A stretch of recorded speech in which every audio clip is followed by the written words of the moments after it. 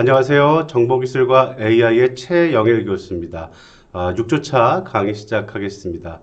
이번 시간에는 인터넷 서비스와 유선 통신 인프라에 대해서 다뤄보도록 하겠습니다.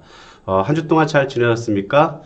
강의에 들어가기 앞서서 일단 저도 한 주가 굉장히 빨리 지나가는 것 같아요. 여러분들도 강의가 굉장히 빨리빨리 올라온다라고 생각도 하겠지만 벌써 이렇게 한 학기의 절반 정도가 거의 다 돌아가고 있습니다. 조만간 중간고사가 다가올 정도로 이렇게 코로나 사태도 같이 또 묻어서 이렇게 어떻게 얼굴도 한번 여러분들 보지도 못하고 벌써 중간고사까지 다가가게 되었네요.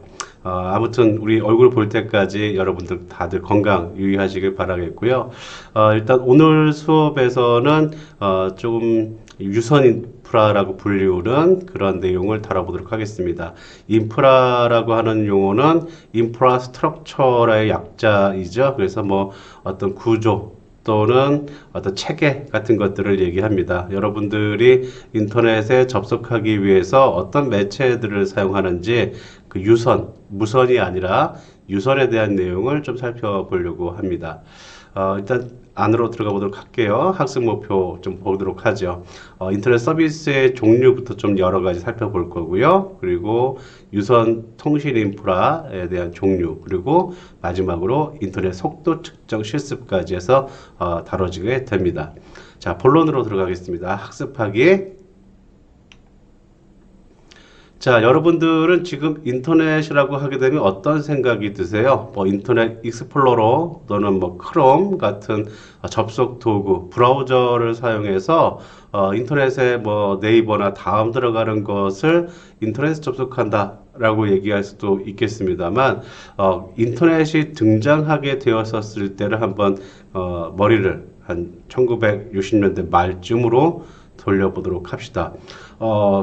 초창기에 우리가 일부러 인터넷이 개발되게 된 그러한 배경을, 역사를 살펴봤던 건데요. 초창기에 인터넷이 개발됐을 때의 얘기를 다시 한번 좀 해보도록 할게요. 인터넷이 개발될 때 컴퓨터만을 위한 별도의 통신망이 없었기 때문에 컴퓨터만을 위한 전용의 디지털 통신망을 개발하자라는 취지에서 인터넷이 개발이 되었습니다. 그러면 그 전화는 음성을 전달하기 위해서 만들어진 통신망이고, 컴퓨터 통신은 말 그대로 컴퓨터끼리 어떤 정보를 주고받는 것을 위해서 만들어졌는데, 단지 정보만을 주고받는다. 말 쉬워요. 근데 좀 풀어서 얘기해 보게 되면 정보를 주고받기 위한 뭐 여러 가지 서비스들이 있을 거 아닙니까? 그 서비스들이 그 초창기에 만들어지게 되는데, 그러한 면면들, 종류들을 한번 살펴본다는 거죠. 먼저 결론부터 말씀드리면, 현재 여러분이 사용하고 계시는 인터넷이라고 하는 것은 월드 와이드 웹이라고 불리우는 인터넷의 여러 서비스들 중에서 가장 인기가 있고, 가장 사용하기 쉽고, 가장 대중적으로 쓰이고 있는 인터넷 서비스 중에 하나라는 겁니다. 그렇다면은 서비스는 그 월드 와이드 웹이라고 하는 것 말고 다른 것도 있습니까? 예, 우리 수업에서는 그런 걸 다뤄봐야 되겠죠. 그래서 어디 가서 정보기술과 AI라는 수업을 들었는데 인터넷 익스플로러야 라고 한다면 이제부터 촌스러운 겁니다. 촌스럽게 가지 않으시려면 오늘 수업에서 인터넷 서비스의 여러 종류들을 같이 알아보도록 하죠. 자, 저기 번호를 좀 적어놨는데, 번호 보시면은 전자 우편, 그리고 파일 전송 서비스, 또 원격 로그인, 그리고 실시간 채팅, 대화, 뭐 그런 것들이요. 그리고 또 관련된 어떤 토론, 특정 주제를 가지고 이루어지는 토론, 그리고 마지막으로 우리의 주인공인 월드와이드 웹까지.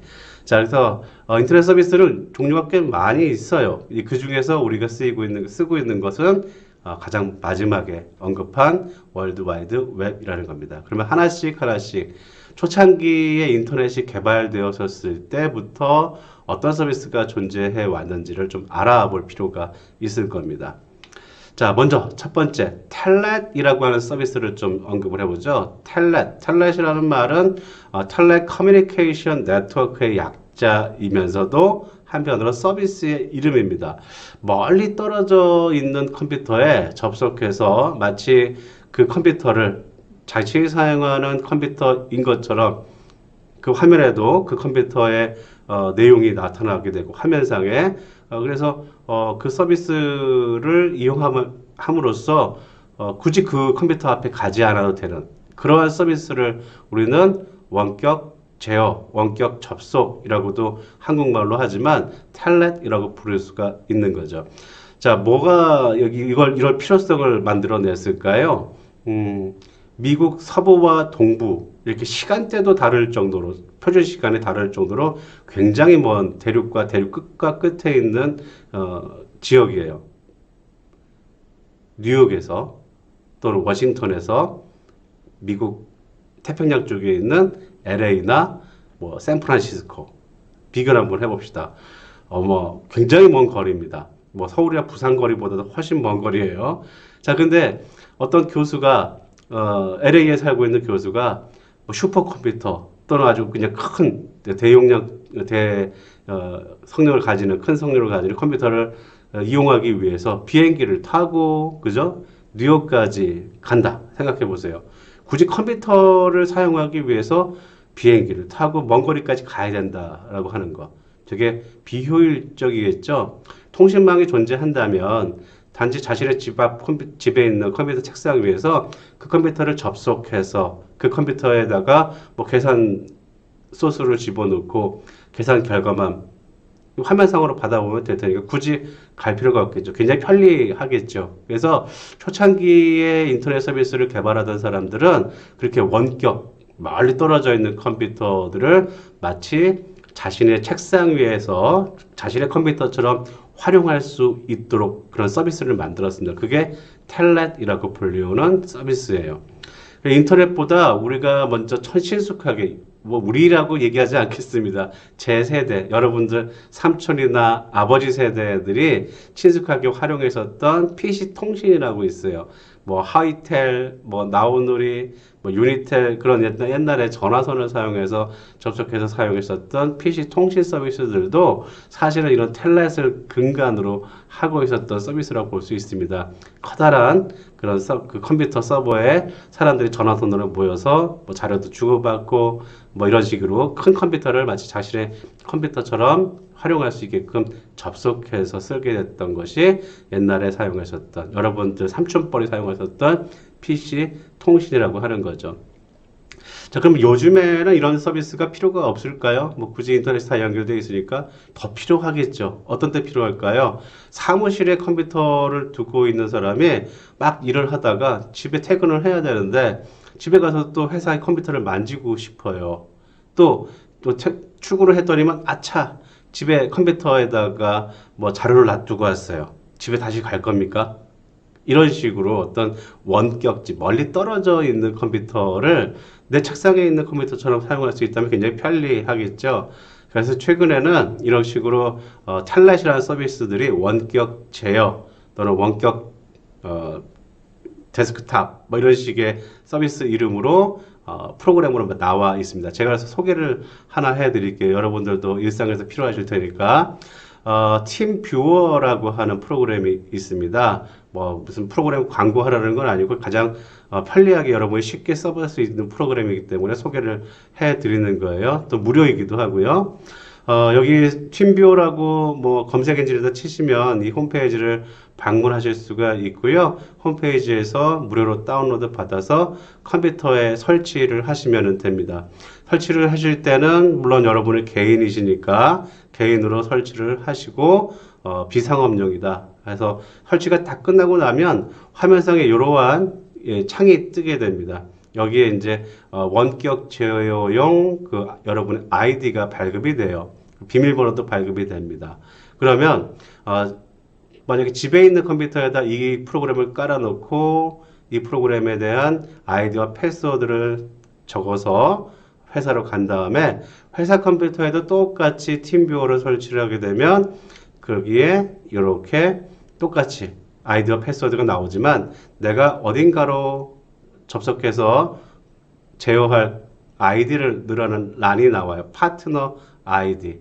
여기다가 집에서 적어왔었던 그 파트너 아이디, 여러분의 집에 있는 컴퓨터의 아이디를 입력하시고 비밀번호를 입력하시면 집에 있는 컴퓨터를 회사에서도 조작, 마우스와 키보드 모든 화면들이 다 여러분 회사에 있는 컴퓨터 화면에 뜨게 될 거예요. 그래서 이렇게 멀리 떨어져 있는 컴퓨터를 자신의 컴퓨터처럼 제어할 수 있습니다. 자, 근데 말이에요. 죄송합니다. 조작이 서툴러서. 자, 이걸 회사가, 여러분 지금 학생이니까 회사가 없다. 그러시면 집에 있는 컴퓨터에 이런 팀뷰어를 한번 설치해 보시고요. 요즘에 스마트폰 앱으로도 나와 있습니다. 스마트폰 앱으로 구글 스토어나 앱 스토어에 들어가셔서 팀뷰어를 검색을 해보세요. 그리고 스마트폰에 팀뷰어를 설치하시게 되면 예, 그 책상 위에 있는 컴퓨터에서 아이디와 패스워드를 아까처럼 기억하시고 스마트폰으로 설치했었던 팀뷰어에다가 접속할 아이디, 책상 위에 있는 컴퓨터 아이디를 입력하고 비밀번호를 넣으시게 되면 침대에 누워서 데스크탑 컴퓨터를 제어할 수가 있게 됩니다. 물론 키보드가 없기 때문에 스마트폰에는 좀 조작이 그렇게 원활하지 않겠지만 뭐 노트북 같은 거를 활용하면 훨씬 더 편하게 쓸 수가 있겠죠. 자, 기억을 해주세요. 이 텔레 서비스가 진화된 것이 바로 팀뷰어 같은 이런 원격 제어 프로그램들이다라고 하는 거예요. 물론 윈도우즈에도 이런 원격 제어를 할 수 있게 해주는 프로그램이 기본 내장이 되어져 있긴 하지만 여러분이나 뭐 이제 초보자들 같은 경우에는 이렇게 친숙하게 편리하게 쉽게 사용할 수 있는 프로그램이 오히려 더 쉬울 것 같아서 소개를 해드리는 겁니다. 자, 그럼 두 번째 인터넷 서비스 한번 볼까요? 이거는 고퍼라고 불리우는 서비스입니다. 고퍼가 뭐야? 그럴 텐데, 자, 고퍼라는 명칭은요, 이 서비스를 개발한 곳이 미네소타 대학이에요. 근데 미네소타 대학은 그 마스코트가 바로 여기 왼쪽에 제가 그림을 그려놓은 다람쥐 같이 생긴 그런 마스코트가 바로 고퍼라고 불리는 동물입니다. 두더지가처럼 생겨있는 다람쥐인지 두더지인지 생겨져 있는 동물인데 이게 그 대학의 마스코트라서 그걸 이름을 따서 서비스의 명칭으로 썼어요. 근데 이건 그 명칭은 중요한 게 아니죠. 이 서비스가 뭐 하는 거냐가 중요한데 우리가 월드와이드 웹을 쓰기 전까지는 대부분의 인터넷 서비스들이 글자가 위주였었어요. 글자, 텍스트. 그래서 뭐 화려하거나 아니면 뭐 무슨 뭐 역동적으로 움직이거나 음악이 나오는 이런 멀티미디어 같은 인터넷이 아니었습니다.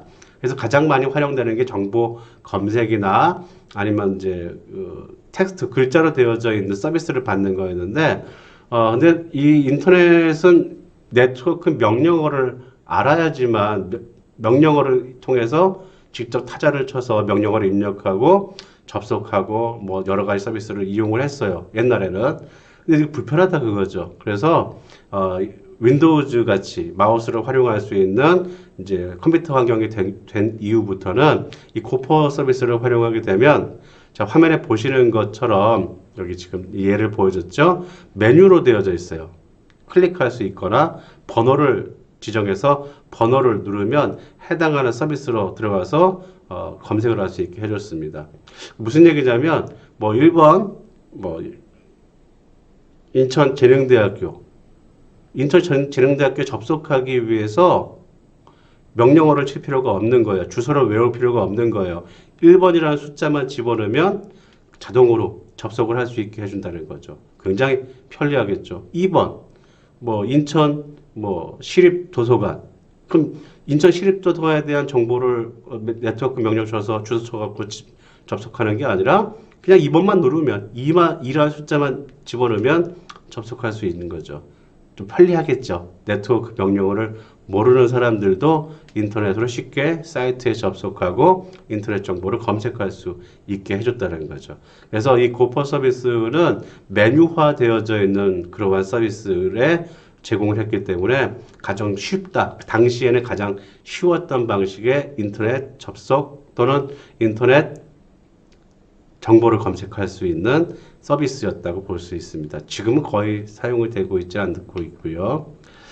자, 그 다음에 FTP입니다. FTP는 여러분들이 잘 아시는 웹하드 들어봤죠? 웹하드. 웹하드 같다고 보시면 돼요. 어떤 특정한 서버를 만들어서 FTP 서버를 만들어서 그 서버에다가 아이디와 패스워드 같이 어떤 권한을 사람들에게 나누어주고 자신의 컴퓨터로 이 서버에 접속하게 될 때 아이디와 패스워드를 집어넣으면 자료를 올리거나 또는 그 서버에 저장되어져 있는 자료를 다운로드 할 수 있게끔 해주는 말 그대로 파일 전송 서비스입니다. 파일 전송만을 하는 서비스예요. 그래서 이 서비스는 FTP는 지금도 많이 사용이 되고 있어요. 왜냐하면 웹상에서 우리가 쓰는 월드와이드 웹에서 쓰는 파일 전송보다 훨씬 심플하거든요. 그래서 속도도 굉장히 빨라서 뭐 대용량 자료를 올리고 내리고 해야 되는 그런 뭐 그래픽 디자이너라든가 출판업계라든가 등등 어떤 파일 주고받는 것만 필요로 하는 곳에서는 여전히 FTP 서버를 활용을 해서 자료를 주고받기도 아직도 하고 있습니다. 그래서 옛날에는요, 어떤 권한이 없는, 그러니까 익명, FTP 서버들도 많이 존재를 했어요. 익명 FTP들. 많은 프로그래머나 그런 우리 해커라고 불리는 사람들이 FTP 서버를 만들어서 게임 같은 거, 또 뭐 야한 거, 뭐 이런 것들을 많이 올려서 사람들이 아름아름 이런 FTP에 접속해서 쓸 줄 아는 사람들만 뭐 자료를 다운받거나 공유하는데 예전에 많이 활용을 했었습니다. 근데 요즘에는 웹브라우저에서 FTP 기능을 그냥 그대로 수행을 해주기 때문에 굳이 FTP를 쓰지 않아도 되는 그런 환경이라서 좀 편리함 때문에 일반인들은 좀 많이 사용하지 않는 편이지만 아직도 아까 얘기했던 것처럼 일부 분야에서는 여전히 많이 사용을 하고 있습니다. 자, 지금 보시는 모습은 제가 FTP 서비스가 웹상에서 이루어지는 그런 웹하드의 모습들, 그리고 또 구글 드라이브 같은 거 있죠. 구글의 사용자라면은 15GB 정도까지는 무료로 어떤 공간을 제공을 해주죠. 그래서 다른 사람에게 공유를 해준다든가 자신의 필요한 파일을 구글이라고 하는 그 드라이브에 올려놓으면 PC방이나 학교나 집이나 어디서든지 접속해서 다운로드 받거나 업로드 할 수 있도록 해주는 서비스. 이거를 FTP의 후신이라고 볼 수도 있는 거예요. 요즘에는 요거를 다른 말로 부르죠. 어디서나 접속할 수 있다라고 그래서 뭐 요거를 클라우드 서비스 그룹, 클라우드 서비스라고도 부르니까 알아두시기 바랍니다. FTP는 조금 성격 차이가 있긴 하지만 FTP 기능이라고 볼 수 있는 거죠. 자, 그 다음에는 우리 세 번째로 뉴즈넷, 또 같은 의미로 뉴스 그룹이라고 불리는 서비스가 있었습니다. 예전에는요, 옛날 인터넷 서비스에서는 이거는 어떤 일방향적인 서비스였었어요. 파일을 주고받는다. 여러분들 이메일 주고받을 때 어때요? 한번 보내면 끝이죠. 되돌리기가 안 되죠. 수정도 안 되죠. 한번 보내면 일방향적이었어요. 옛날의 인터넷 서비스들은. 그래서 그 상태의 기술 수준으로는 뭔가 게시판 기능, 다른 사람들과 토론을 한다든지 댓글을 단다든지 이런 거를 할 수가 없었거든요. 옛날에는요. 그래서 이거를 하나 모아놓고 사람들이 보내는 이메일을 하나씩 얹어놔서 사람들이 누구나 볼 수 있게 해놓고 또 거기에다 답장을 보내면 댓글이 되게끔 만드는 방식으로 이렇게 마치 게시판 기능을 흉내낸 형태의 이메일 서비스가 있었습니다. 이게 유즈넷 또는 뉴스그룹이라고 불리는 서비스였었어요. 그래서 게시판이 없던 시절에서 사용하던 게시판 유사 서비스였었다라고 보시면 되는데 이 유즈넷 서버 또는 뉴스그룹 서버에 접속을 해서 이용을 했어요. 근데 이 서버들은 굉장히 재미난 것이요. 굉장히 다양한 주제들이 있어요. 요즘에 그 DC 인사이드 같은 사이트에 들어가면 별의별 갤러리가 많이 있죠. 연예인 갤러리, 뭐 야구 선수 갤러리, 축구 선수 갤러리, 뭐 또는 뭐 정치인 갤러리 이렇게 막 게시판이 굉장히 많이 있잖아요. 그렇듯이 이 유즈넷 서버에서도 이렇게 주제별로 분류를 해놨어요.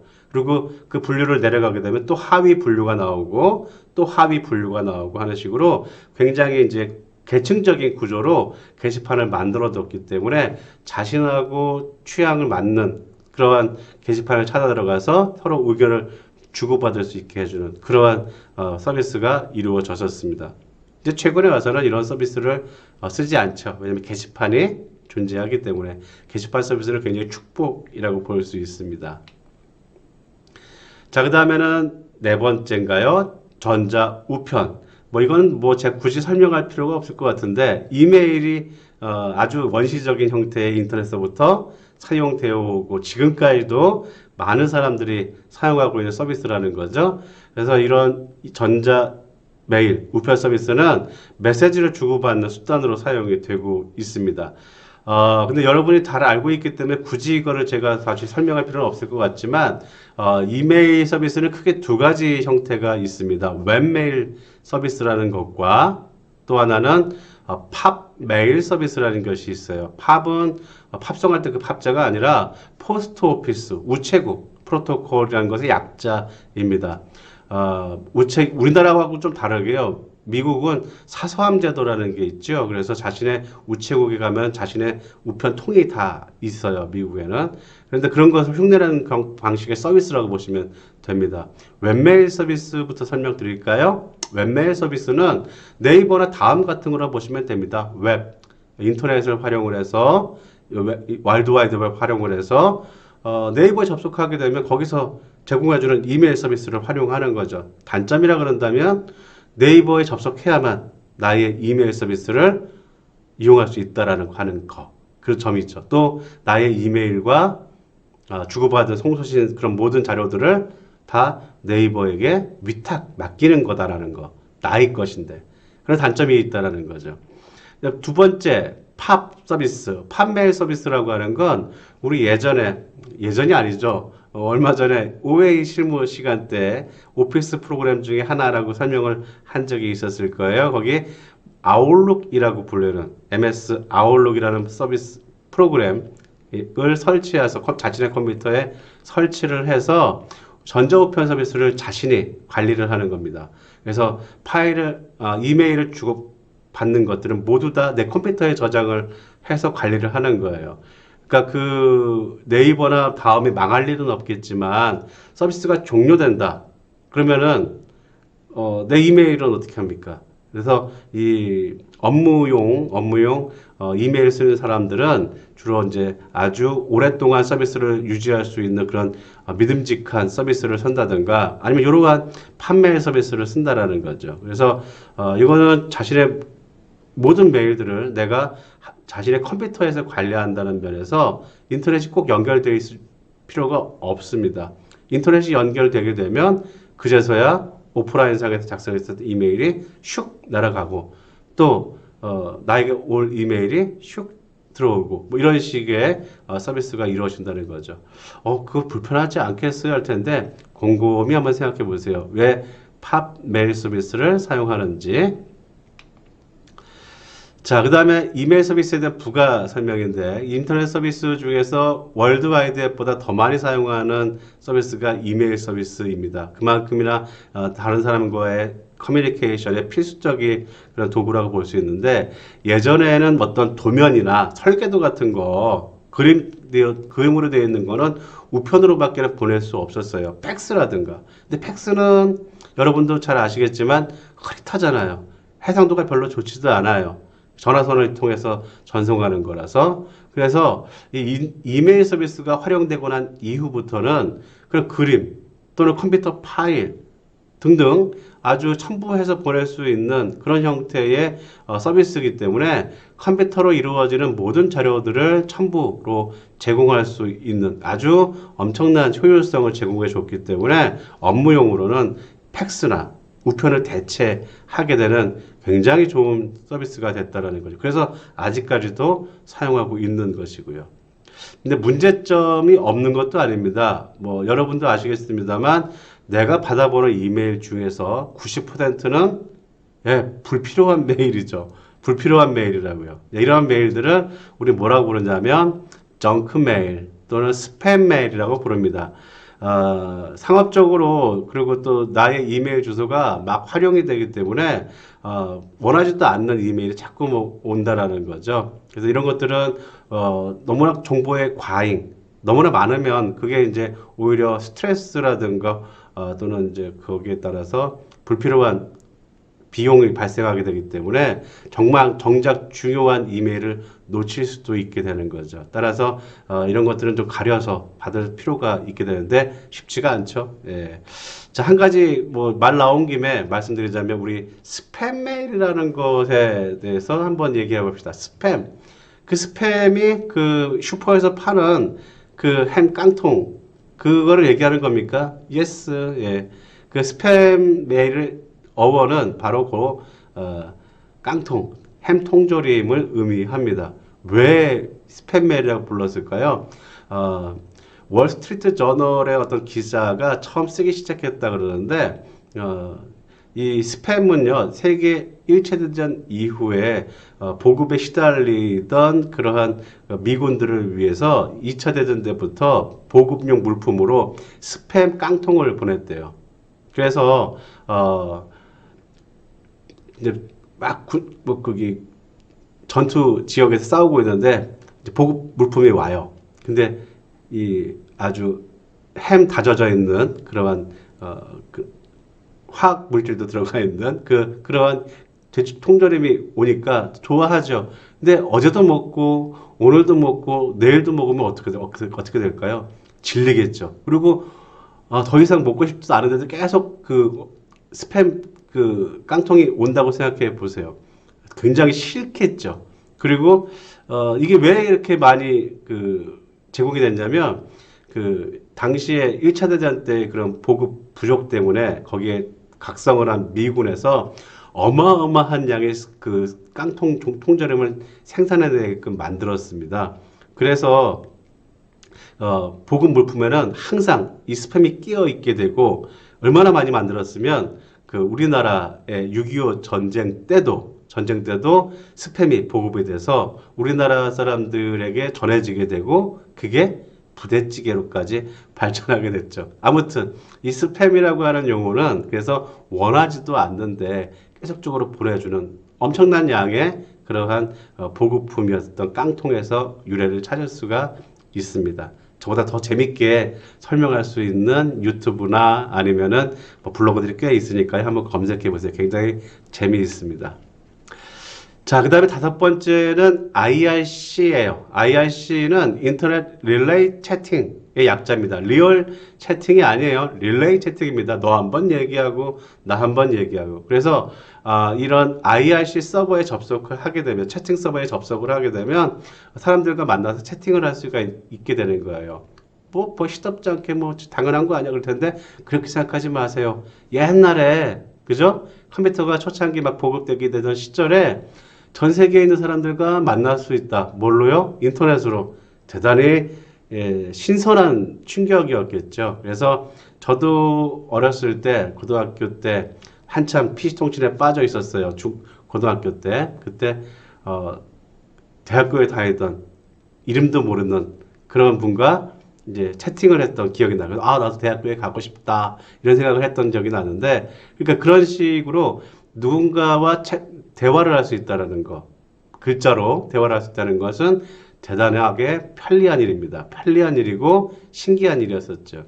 근데 이것들이 좀 더 시간이 지나면서 글자뿐만이 아니라 제가 여기 보여드리는 마이크로소프트 챗이라고 불리우는 당시에 이제 기술적으로 조금 이제 상향된 형태의 채팅 서비스입니다. 만화를 한 칸씩 만들어가는 거예요. 글자만 주고받는 게 아니라 만화의 칸을 만들어줘요. 글자를 치면 캐릭터를 정하고 표정을 정하게 되면 이렇게 만화에 대한 캐릭터를 정하고 그리고 표정을 정하고 글자를 입력하게 되면 한 칸 한 칸씩 만화를 만들어서 둘이서 대화할 수 있게 해주는 그런 서비스가 마이크로소프트 챗이라는 서비스가 있었어요. 근데 이것도 좀 원시적이죠. 예, 요즘에는 죄송합니다.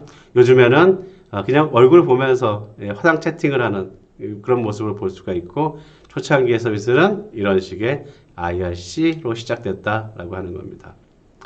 자, 그리고 여섯 번째 마지막이면서도 가장 중요한 월드와이드 웹에 대해서 다뤄보도록 합시다. 지금까지 설명했었던 모든 서비스들은 바로 다 예, 텍스트, 글자 위주의 서비스였어요. 그리고 대부분이 검은 화면에, 옛날 그 매트릭스 같은 영화에 나오는 검은 화면에 커서 깜빡깜빡거리고 무슨 글자만 나오던 그런 컴퓨터에서 사용하던 서비스였었습니다. 근데 이 웹은요, 축약해서 웹으로 부르겠습니다. 웹은요, 멀티미디어가 가능해요. 글자는 당연히 물론 들어가고요. 그림, 소리, 그리고 애니메이션까지, 뭐 동영상까지도 가능한. 그래서 여기에 맞물려서 그 당시에 개발되던 것이 윈도우즈 운영체제 쉬운 컴퓨터, 그림을 사용하는 쉬운 컴퓨터였기 때문에 이 두 가지 웹의 개발과 윈도우즈라고 하는 쉬운 운영체제가 만나서 폭발적인 인터넷 사용자 인구를 늘려주는 역할을 하게 됩니다. 그래서 1990년대 이제 후반부터는 아주 폭발적인 증가세가 일어나게 돼서 사용자들이 늘어나서요. 상업적인, 그러니까 인터넷을 사람이 모였으니까 상업적으로 활용하자라고 하는 것들까지 기업에게 영향을 줘서 현재 우리가 이루고 있는 인터넷의 이런 문명들, 또 인터넷의 여러 서비스들이 전부 다 웹상에서 이루어지고 있다라는 거죠. 또 나아가서는 뭐 마케팅이라든가 쇼핑몰 같은 전자상거래 같은 또는 온라인상에만 존재하는 온라인 기업들까지도 등장하고 또 우리가 배우게 되는 그러한 여러 가지 O2O 서비스 같은 것들도 전부 다 이런 웹에서부터 촉발됐다라고 볼 수가 있습니다. 자, 근데 이 웹은요, 누가 만들었느냐? 웹을 만드신 분은요, 팀 버나스리라고 불리우는 선이라고 있어요. 유럽에 입자물리학 연구소가 있는데 여기에 연구원들이 한 1만 명이 넘어요. 근데 연구한 사람들이 이제 사람들에게 이메일로 칙칙칙칙 내가 이런 연구를 했다라고 이메일로 쭉 보냅니다. 굉장히 힘들지 않겠어요? 내가 연구한 보고서를 첨부해갖고 이메일 서비스로 쭉 보내고 또 보내고 또 보내고 너무 힘들 것 같죠. 그래서 이 팀 버나스리라고 하는 사람은 자신의 연구실에다가 웹 서버를 구축을 합니다. 웹 서버를 구축을 하고 웹 서버에다가 주변 사람들한테 주소를 알려줘요. 웹 주소겠죠? 접속해서 내가 이러이러한 그 자료를 세팅했으니까 와서 봐라.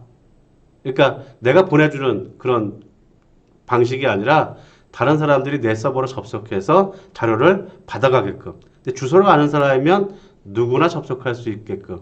누구나 접속하더라도 첫 페이지를 보면 어떤 파일들을, 어떤 문서들을 가져갈 수 있게끔 해줬다는 거죠.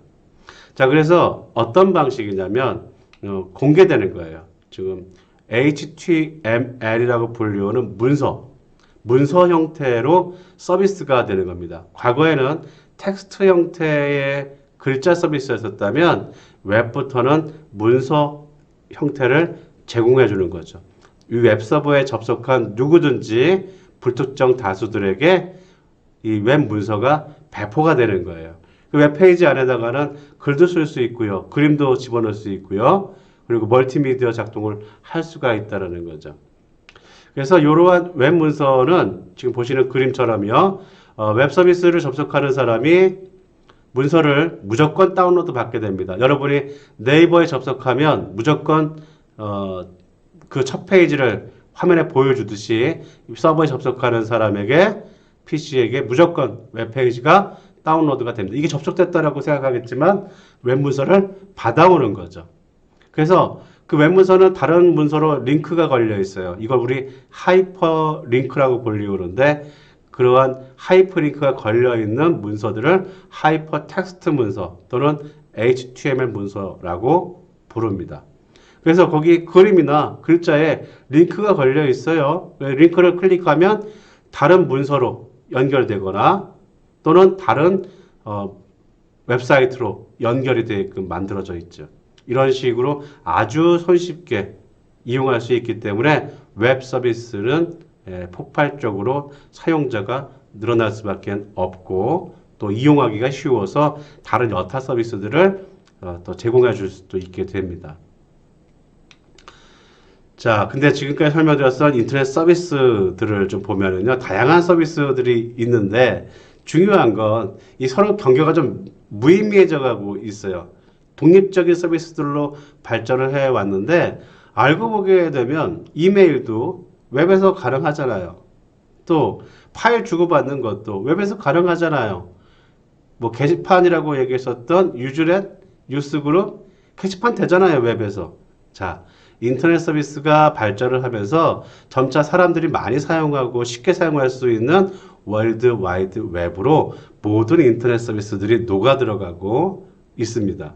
지금 제가 여기 그림을 용광로를 그려놨는데 월드 와이드 웹으로 이런 다양한 인터넷 서비스들이 하나의 용광로 안에 녹아 들어가고 있다고요. 그래서 여러분은 월드 와이드 웹만 사용하더라도 인터넷의 여러 서비스들을 모두 다 사용할 수가 있게 된다는 거지만 저는 말씀드리고 싶은 것은 인터넷은 이러한 서비스들이 모여져서 만들어져 있는 아주 종합적인 서비스다라는 거죠. 그래서 월드 와이드 웹 이꼬르 인터넷 서비스의 모든 것 이렇게 언급하지는 맙시다. 수업 들은 사람들이라 그런다면 독립적인 서비스가 존재한다라고 기억해 두세요. 자, 그럼 두 번째, 우리 유선 통신 인프라에 대해서 들어가 봅시다. 조금 성격이 달라요. 지금까지는 이제 인터넷 서비스에 대한 얘기를 드렸던 거고, 이제 인터넷을 어떻게 접속할 것인가에 대한 접속 매체에 대한 얘기를 해보려는 거죠. 본격적인 이제 통신 인프라에 대한 얘기를 하려고 합니다. 유선 매체부터 쉬운 거부터 다뤄보도록 하죠.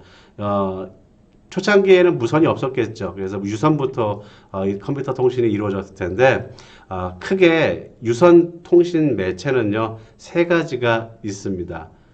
첫 번째는 영어로 써서 죄송한데 좀 읽어보도록 하세요.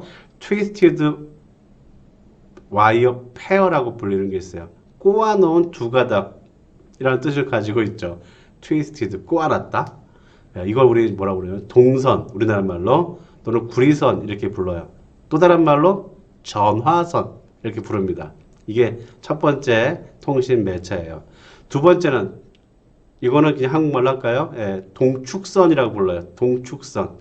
우리 흔히 구리선인데 더 두꺼운 구리선을 얘기합니다. 동축선. 동선이건 구리선, 동선이건 동축선이건 다 구리예요. 구리선으로 되어 있어요.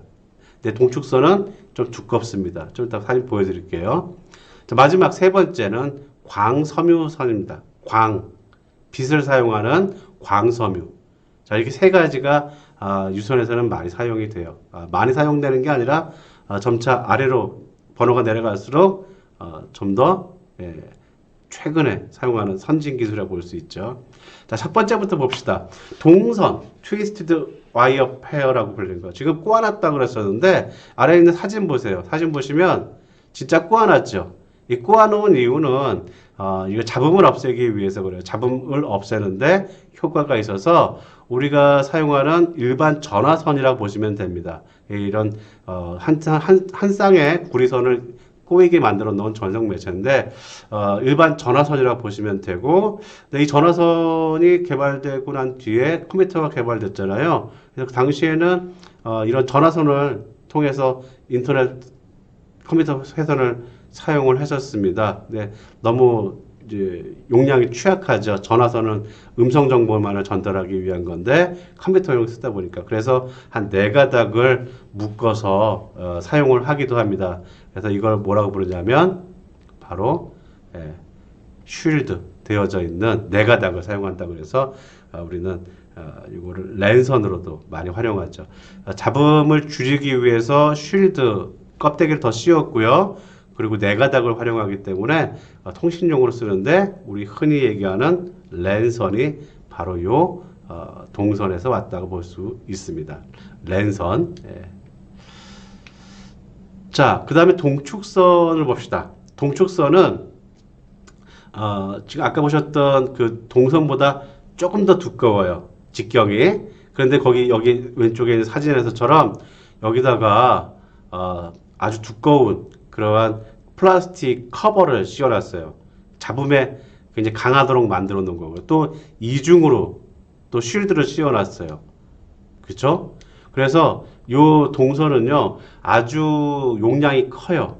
그래서 그 TV 안테나용으로 영상 정보를 보낼 수 있을 정도로 굉장히 용량이 큽니다. 그래서 요 구리선은요, TV, 비디오 케이블로 안테나 선으로 많이 활용이 되고, 아직도 이런 안테나 선으로도 활용이 되고 있어요. 또는 이거를 컴퓨터용으로 쓰기 썼는데 랜선이 활용되고 난 뒤부터는 동선을 쓰는 경우는 많이 없습니다. 아무튼 이건 뭐라고요? 동축선은 TV 안테나 선으로 많이 활용한다. 자, 마지막 광 케이블 볼게요. 여러분이 가장 친숙할 수도 있겠는데 본 적은 없을 거예요. 전송 속도가 가장 빠릅니다. 가장 빠르고, 근데 대신에 비용이 높아서 주로 랜선에 대한 어떤 그 척추가 되는 기본 백업이라고 불리죠. 백본이라고 불리죠. 백본이란 말은 척추라는 뜻이에요. 척추가 되는 중추적인 케이블로 사용한다라는 뜻입니다. 주로 옛날에는 가격이 비쌌기 때문에 이걸 우리 일반인들이 쓸 수는 없었어요. 그래서 전화 회사에서 전화국 간 이게 서로를 연결하는 중앙 회선으로 사용을 했었습니다. 여기 보시면은 지금 사진에 굉장히 빛이 나오는 이런 한 가닥씩 있죠. 이 한 가닥에서 전화 통화를 한 3,000 통화를 감당할 수 있다고 저는 들었어요. 그래서 그만큼 이것이 많이 있으니까 빛을 활용하기 때문에 속도도 굉장히 빠르고, 그리고 잡음도 없고 깨끗하고, 통신용으로, 특히 컴퓨터 통신용으로는 가장 최신 기술이라고 볼 수가 있겠죠. 자, 그렇다면 이제 이러한 통신회선 세 가지를 알아봤는데, 그럼 유선 인터넷으로 접속하는 접속 방법도 알아보도록 합시다. 네 가지가 있었어요. 다이얼업 접속 방식, 전화를 거는 방식, 전화선을 사용하는 방식, 그리고 DSL 방식, 그리고 케이블 모델 방식, 그리고 FTTH라고 하는 방식. FTTH는 뭐지? 좀 이따 봐요. 설명해 드리겠습니다. 첫 번째, 다이얼업 인터넷 접속이라는 게 있어요. 이것은요, 일반 공중전화망을 사용해서 인터넷 접속을 하던 그런 시절이 있었습니다. 90년대 중반까지 이렇게 많이 활용했어요. 인터넷 접속하고 싶은 사람들은 전용선이 없으니까 이러한 다이얼업, 집에 있는 전화선을 활용을 해서 인터넷에 접속을 해줬습니다. 이때는 반드시 모뎀이라는 장비가 필요했습니다. 지금도 모뎀이라는 장비가 있습니다만 이런 모뎀이라는 장비가 반드시 필요했었어요. 근데 이런 전화선은 계속 제가 누누이 몇 번씩 말씀드리지만 전송 속도가 우리 인터넷 활용하기, 컴퓨터용으로 활용하기에는 많이 느려요. 그래서 나중에 이제 좀 시간이 지난 뒤에 DSL 접속 서비스라고 불리우는 다음에 설명드릴 이런 DSL 접속 서비스가 등장한 이후부터는 사용이 거의 안 되고 있습니다. 사용이 하지 않고 있습니다.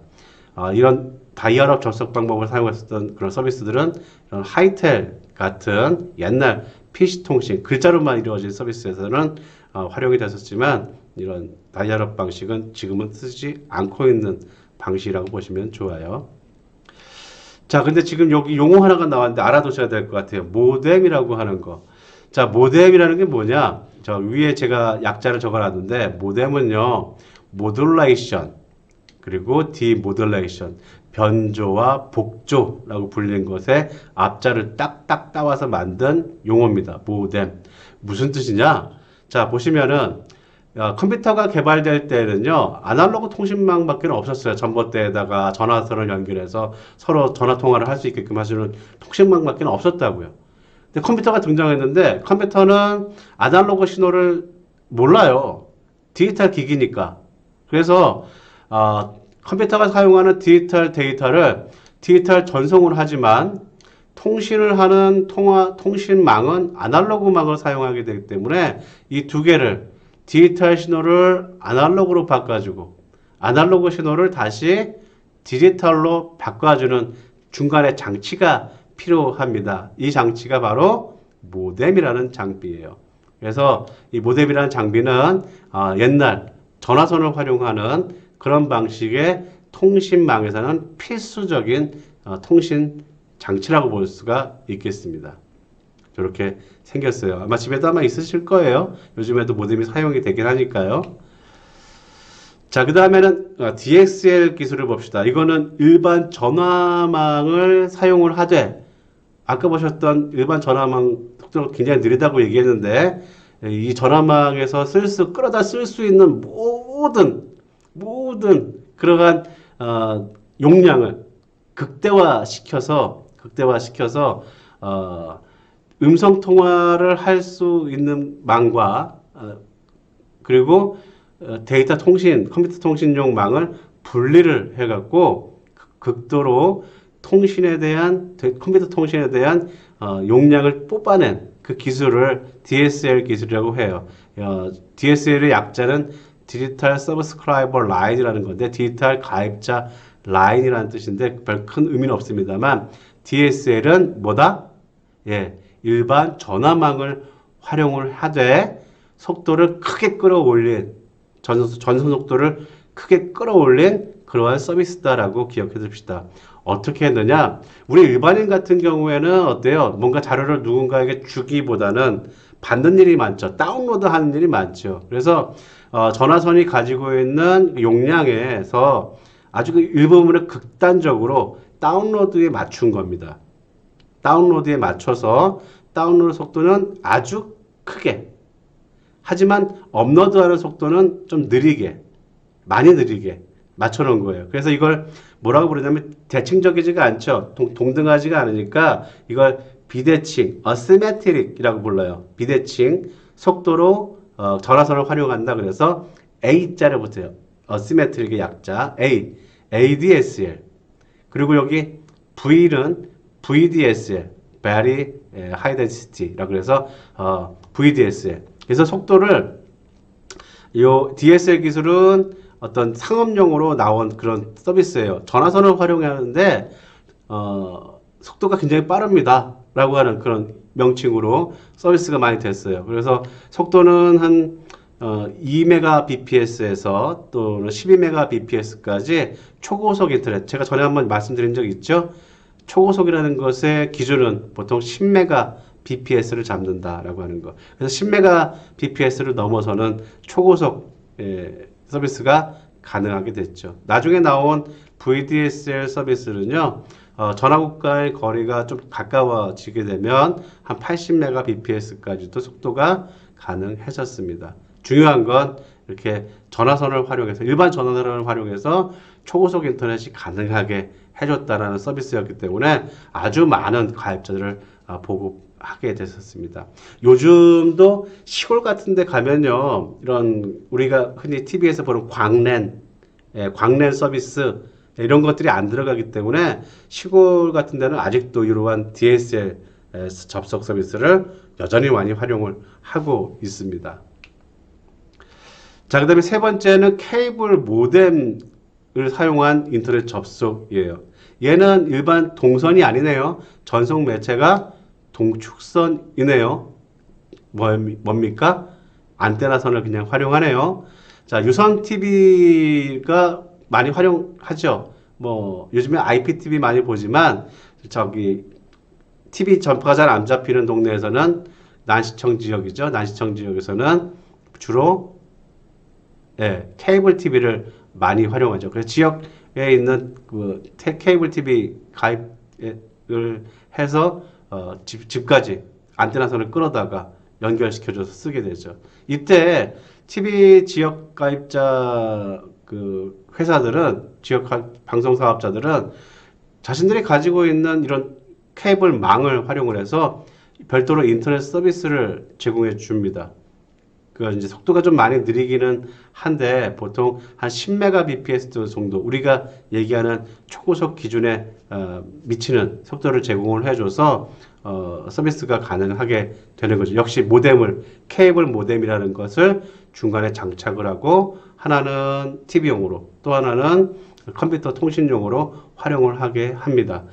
근데 이런 케이블 모뎀은요, 지역 케이블 방송 사업자가 하는 거기 때문에 통신망에 대한 확충을 하지는 않아요. 그래서 좀 속도가 많이 느린 편입니다. 느린 편이긴 하지만 가격이 싸요. 가격이 많이 쌉니다. 한 10,000원이면 사용할 수 있어서 아직도 많이 활용들을 하고 있는 편이에요. 자, 그럼 마지막 바로 FTTH라고 하는 건데 처음 들어보신 분도 있겠지만 용어를 기억해 주세요. 이제 IT 상식 용어입니다. 뭐냐면 Fiber to the Home이라는 것의 뜻을 가지고 있습니다. Fiber to the Home. 미에로 화이바 뭐 그런 거 들어봤죠? 뭐 여기서 화이바는 뭐예요? 섬유질을 얘기하죠. 섬유, 광섬유, 파이버를 to the home 집에까지 끌어다 준다는 거예요. 원래 이런 광섬유는 그 전화국과 전화국을 연결하는 기관망이에요. 근데 이거를 집까지 끌어다 준대요. 오, 이런 서비스라고요. 그래서 이런 용어의 뜻처럼 광 케이블을 집에까지 끌어다 준다라고 하는 의미입니다. 근데 솔직히 얘기해서 집에까지 광 케이블이 오질 않아요. 어디까지 오냐면 주로 아파트 단지 있죠. 대단지가 모여있는 세대가 모여있는 아파트 단지 관리사무소까지는 광 케이블을 끌어다 줍니다. 근데 관리사무소에서부터 집에까지는 그냥 일반 랜선을 연결해 주는 거죠. 그래서 일단 뭐 집 근처까지는 오네요. 그래서 집 근처까지는 끌어다 주는 거기 때문에 전에 전화선을 활용했었던 그런 DSL 서비스에 비해서 월등히 높은 전송 속도를 아주 초초고속을 제공해 주게 되는 거죠. 일명 광랜을 제공해 줍니다. 보통 우리가 활용하는 랜선은요, 한 100Mbps 정도를 많이들 활용을 하는데, 이 광랜을, 랜선이 아닌 일반 광랜을 활용하게 되면 기가급, 100Mbps를 넘는 1GBps까지도 제공을 해주고 있고, 현재 세종시 같은 곳에서는 10GBps 같은 아주 초고속 인터넷 서비스 같은 시범 서비스가 이루어지고 있기도 합니다. 아무튼 여러분들이 여기서 알아두셔야 될 거는 광랜이라고 부르는 게 뭐냐? 그냥 상업적인 브랜드 명인 거고요. 명칭인 거고 정식 명칭은 FTTH다라고 하는 거. 어디 가서 아는 채 하시기 바랍니다. 자, 그럼 마지막 내용으로 우리 인터넷 접속 속도 측정을 한번 해보도록 하죠. 자, 여러분들 집에 있는 컴퓨터가 어떤 서비스이고 얼마나 속도가 나오고 하는 것들을 한번 알아보기 위해서 정부에서 인터넷진흥원에서 제공해 주고 있는 웹사이트가 있습니다. 여러분 컴퓨터로 한번 해보세요. speed.nia.or.kr에 들어가시게 되면 웹페이지가 나올 거예요. 여기서 설치하라고 하는 프로그램을 설치하시고요. 국가기관에서 제공해 주는 거니까 믿어도 돼요. 불안해하지 마시고 믿고 설치하시고 속도 측정을 눌러보시게 되면 얼마 정도 속도가 나오는지를 확인해 보실 수가 있습니다. 제가 지금 캡처한 화면을 보니까요. 지금 제 컴퓨터는 아닙니다만 여기 보시면은 515.39 Mbps라고 나오네요. 이 사람은 제가 보기에는 슬림 기가랜을 사용하고 있는 것 같네요. 진짜 기가면은 1000 가까이가 나올 텐데 이 사람 500 나오는 거 보니까 슬림 기가를 사용하고 있는 것 같습니다. 자, 그런데 여러분이 뭐 기가랜이라든가 뭐 이런 광랜이라든가 사용하더라도 집에 있는 컴퓨터가 못 받쳐주면은 돈만 내고 기가랜을 쓸 수 없을 수도 있습니다. 여기 보시면 랜 케이블에도요, 아까 우리 살펴봤었던 랜 케이블에도 종류가 있어요. 클래스가 있습니다. 캣5라고 하는 캣5라고 하는 급이 있고요. 요 위에는 캣6, 캣7 하는 식으로 올라가요. 물론 케이블의 가격이 비싸기 때문에 올라갈수록 이런 등급이 있어서 일반적으로는 이 캣5를 많이 씁니다. 캣5, 5가 써있는 이 정도부터는 이제 기가급을 쓸 수가 있어요. 그리고 캣7부터는 10기가 BPS도 쓸 수 있지만 일반적이진 않으니까 우리는 저기 케이블에 보시면 다 찍혀 있는 저 등급을 한번 확인을 해 보세요. 만약에 저게 5등급 이하라 그런다면 기가급을 쓸 수가 없다고 볼 수 있겠죠. 돈만 내고 기가 서비스를 못 쓸 수도 있는 거예요. 또 하나, 케이블만 문제가 되느냐? 그렇지는 않아요. 여러분이 지금 사용하고 있는 컴퓨터의 랜카드, 그러니까 연결하는 랜카드가 이 기가급을 제공하지 않을 수도 있죠. 인터넷에 들어가서 여기 여러분들 윈도우즈에 들어가셔서 네트워크 속성 보기를 한번 눌러보세요. 제어판에 있습니다. 보셔서 보시면은 속도가 1000mbps니까 1기가 용으로 되어져 있는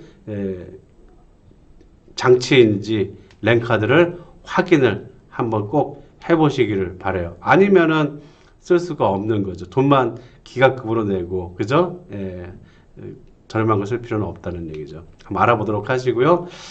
자, 그래서 마무리 짓도록 하겠습니다. 6주차 수업에서는 이제 유선 통신 인프라까지 살펴보았고, 다음 주에는 우리 살펴볼 게 이제 무선 통신 인프라 살펴볼 거예요.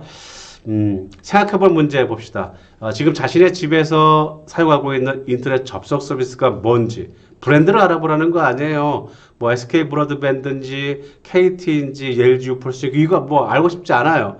여러분이 어떤 매체로 접속하고 있는지 한번 여러분 스스로 한번 확인해 보도록 하시고요. 현재 사용하고 있는 인터넷 접속 속도가 또 서비스의 속도가 얼마 정도 되는지 아까 안내해 드렸었던 그런 NIA.or.kr 거기 들어가서 확인 한번 해보도록 하시고요. 6주차의 수강 확인들은 포털 사이트에다가 강의 소감과 함께 위에 과제를 한번 제공해 주시기 바랍니다.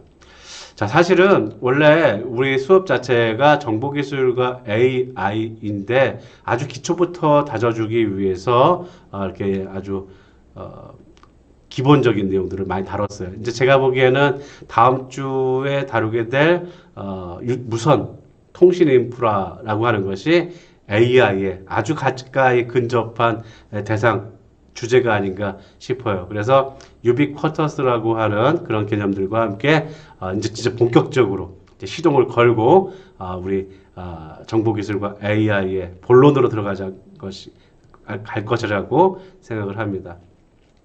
자, 그래서 한 주 동안 또 잘 지내시고요. 또 우리 다음 주에 뵙도록 하겠습니다. 긴 시간 동안 수고 많으셨습니다.